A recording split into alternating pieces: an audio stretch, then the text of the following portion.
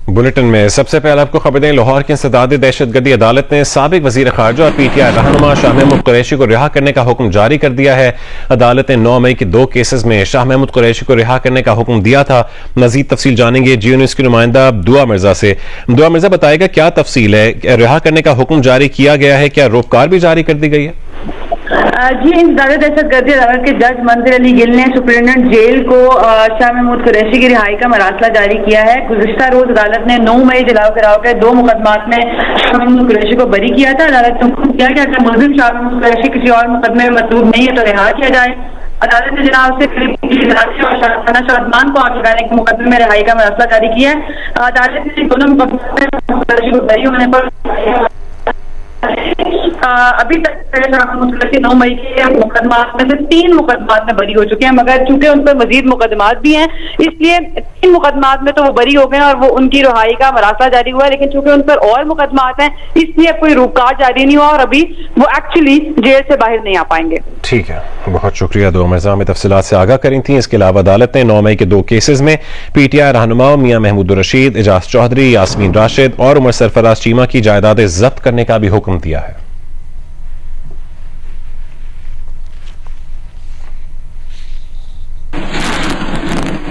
आपको बताएं कि जोब के इलाके संबाजा में सिक्योरिटी फोर्सेज ने ऑपरेशन में मजीद 3 भारतीय स्पॉन्सर्ड खवारिज हलाक कर दिए हैं। ISPR के मुताबिक 7 से 9 अगस्त तक योब में कार्रवाइयों के दौरान 47 खवारिज मारे गए थे। 4 रोजा इंसदादी दरअंदाजी ऑपरेशन में हलाक खवारिज की मजमूई तादाद 50 हो गई है। हलाक खवारिज से असलहा, गोला बारूद और धमाका खेज मवाद भी बरामद हुआ है। सिक्योरिटी फोर्सेज मुल्क की सरहदों के तहफ़्फ़ुज़ और अमन व इस्तेहकाम के लिए पुरअज़्म है। सिक्योरिटी फोर्सेज मुल्क की तरक्की को सबोताज करने की कोशिशों को नाकाम बनाने के लिए पुरअज़्म है।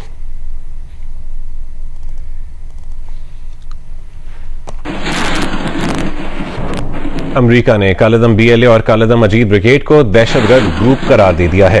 अमरीकी महकमे खारजा के मुताबिक इन दोनों तंजीमों को बैनुल अक़वामी दहशतगर्द तंजीमें करार दिया गया है। कालेदम मजीद ब्रिगेड को आलमी दहशतगर्द तंजीम भी करार दिया गया है, जो कालेदम BLA को पहले ही करार दिया जा चुका है। अमरीकी महकमे खारजा के मुताबिक कालेदम BLA ने 2024 में कराची एयरपोर्ट के करीब खुदकुश धमाके और गवादर पोर्ट अथॉरिटी कॉम्प्लेक्स पर हमले का एतराफ किया था। 2025 में इस तंजीम ने जाफर एक्सप्रेस को अगवा करके 31 आम और सिक्योरिटी एहलकारों को कत्ल करने की जिम्मेदारी कबूल की और इस दौरान 300 मुसाफिरों को यरगमाल बनाया। अमेरिका के मुताबिक इस फैसले से दहशतगर्दी का मुकाबला करने के लिए ट्रंप इंतजामी के अज़म का इजहार होता है।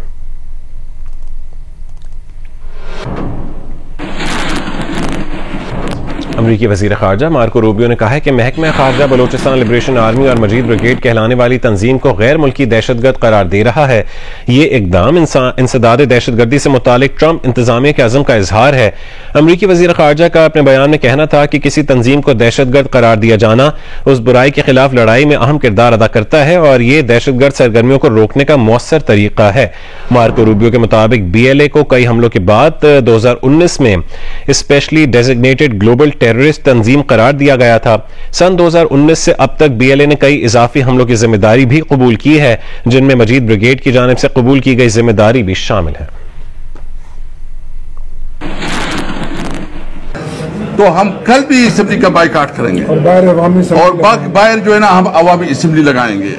तो मैं मुतालबा करता हूँ हुकूमत से कि इमरान खान की जो प्रिविलेजेस हैं, जो उसका कानूनी हक है, उसको बहाल करे, उसके साथ जुल्म ना करे, उसको जो मुआलजे जो डॉक्टर है उस तक एक्सेस दें, जो उसके फैमिली की मुलाकात है मुलाकातें करवाएं। नहीं होगा तो फिर कल हमारा फिर से जो है ना बाइकाट होगा। दूसरी बात मैं आज वजाहत करना चाहता हूँ अपने अलायंस की तरफ से भी और तहरीक इंसाफ की तरफ से। अभी सेक्रेटरी जनरल सलमान राजा ने फ़ोन किया था, जो जश्न आज़ादी के हवाले से हमारा प्रोग्राम है। एक बात हम बिल्कुल वाज़ेह करना चाहते हैं कि हम पाकिस्तानी हैं, ये मुल्क हमारा है, हम इस मुल्क की सबसे बड़ी सियासी पार्टी है। पाकिस्तान के साथ जो हमारी वफादारी है और पाकिस्तान से जो हमारा मोहब्बत है वो सबसे ज़्यादा है। वो किसी से टकी छुपी नहीं है, हमें किसी के सर्टिफिकेट की ज़रूरत नहीं है।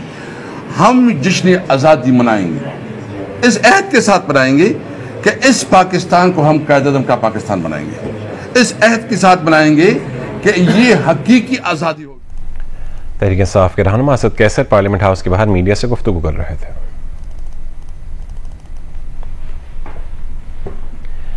सऊदी अरब के साथ तवील अरसे से जारी सरमायाकारी मुज़ाकरात की नाकामी के बाद अब आलमी कंपनी बैरिक माइनिंग पाकिस्तान में तांबे की कानकनी के लिए अमरीका और दीगर बैनुल-अक़वामी कर्ज दहिंदगान से $3.5 अरब तक की फंडिंग हासिल करने की कोशिश कर रही है। गैर मुल्की मीडिया रिपोर्ट के मुताबिक कंपनी के चीफ एग्जीक्यूटिव मार्क ब्रिस्टो ने बताया है कि बलूचिस्तान में इस मंसूबे के लिए G7 ममालिक पर मुश्तमिल फाइनेंसिंग पैकेज तैयार किया जा रहा है, जिसमें आलमी बैंक, अमरीकी एक्सपोर्ट इम्पोर्ट बैंक और डेवलपमेंट फाइनेंस कॉरपोरेशन, एशियाई तरक्याती बैंक और जर्मनी, कनाडा और जापान के कर्ज दहिंदगान शामिल होंगे। ब्रिस्टो ने कहा कि $9 अरब के इस रेकॉर्डिक मंसूबे में आलमी दिलचस्पी पाई जाती है। इसके पहले मरहले की लागत का तखमीना $6.6 अरब लगाया गया है। यह मंसूबा 50% बैरिक माइनिंग की मिल्कियत है और बकिया हिस्सा पाकिस्तान की वफाकी और सूबाई हुकूमतों के पास है।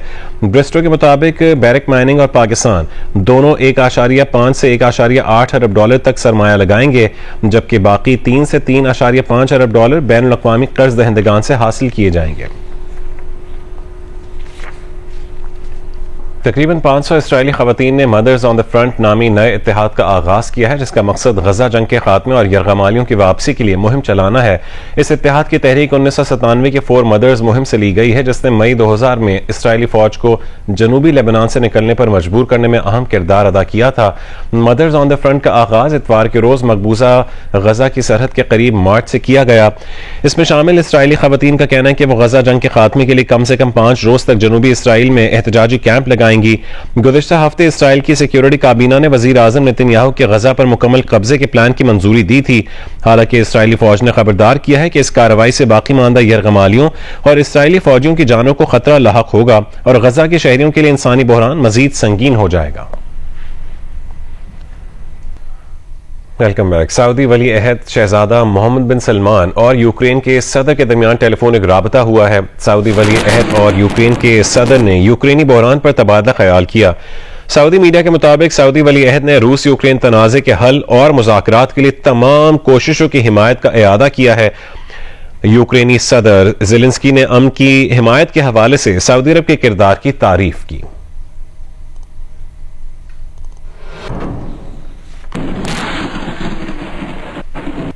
सदर मुमलिकत आसिफ अली जरदारी ने संबाजा में भारतीय स्पॉन्सर्ड दहशत गर्दों की हलाकत पर सिक्योरिटी फोर्सेस को खैराज तहसीन पेश किया। एक बयान में सदर मुमलिकत ने कहा है कि 4 रोज में 50 दहशत गर्दों की हलाकत सिक्योरिटी फोर्सेस की महारत और बहादुरी का मुंह बोलता सबूत है। कौम दहशत गर्दी के खिलाफ अपनी बहादुर मुसल्लह फौज की शाना बशाना खड़ी है। पाकिस्तान के अमन, इस्तेहकाम और तरक्की के दुश्मन कभी कामयाब नहीं होंगे। दहशत गर्दी के मुकम्मल खात्मे तक ये जंग पूरी कुव्वत से जारी रहेगी।